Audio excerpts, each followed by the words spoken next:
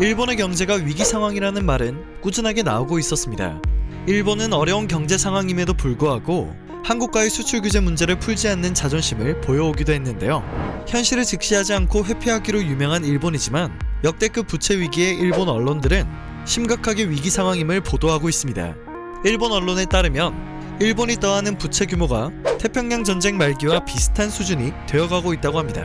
편성 작업이 막바지에 이른 2020년도 당초 예산안은 사상 최대가 될 전망으로 거액 부채의 귀결이 어떻게 될지 아무도 답을 찾지 못하는 상태라고 전문가들은 분석했죠.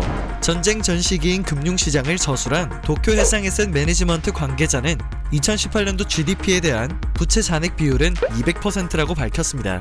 종전 전 1944년도 국가부채의 경제 규모에 대한 비율은 204%라고 덧붙이며 양자가 비슷한 수준임을 지적했는데요. 2019년도 4조 5천억엔의 추가 경정 예산안과 함께 2020년도 당초 예산안도 2년 연속으로 100조엔이 넘을 전망으로 부채 잔고는 더욱 상승할 예정이라고 하네요.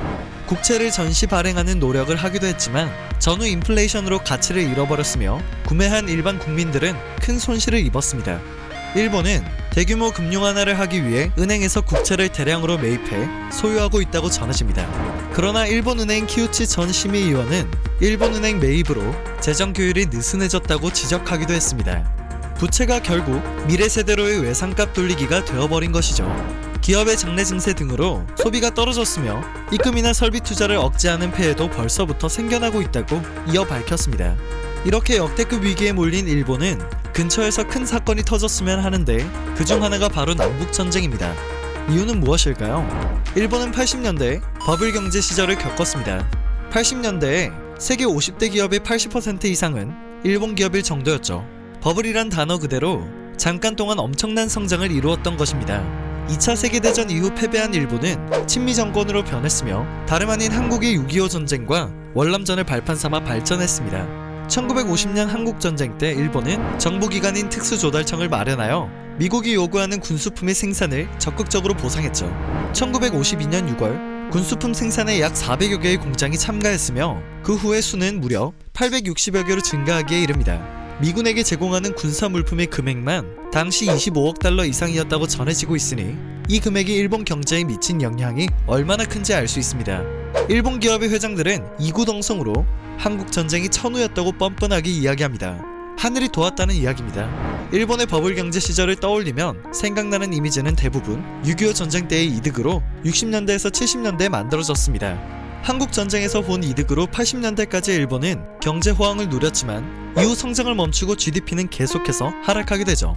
80년대를 온전히 기억하고 있는 세대가 현재 정치를 하고 있는 셈이니 일본은 답답한 마음을 감출 수 없는 것이 당연한 상황입니다. 실패하긴 했지만 임진왜란도 한국을 이용하여 성장하기 위해 일어난 것이었으며 일본이 역대급으로 성장할 수 있었던 버블 경제마저도 6.25 전쟁 덕분에 가능했던 것이 팩트입니다.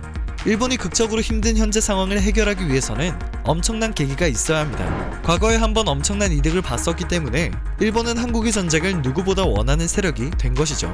간혹 한국도 베트남 전쟁 덕분에 조금은 수혜를 받지 않았냐고 말하는 일본인들의 의견을 찾아볼 수 있는데요. 우리나라 국민들은 경제 위기가 생기더라도 베트남 전쟁이 또 일어나길 전혀 바라지 않는다고 꼭 전해주고 싶습니다. 새삼 자국의 힘만으로 전쟁 이후 계속해서 발전을 이뤘고 IMF까지 이겨낸 우리나라의 발자취가 대단하다라는 것을 또 한 번 느낄 수 있는 것 같습니다.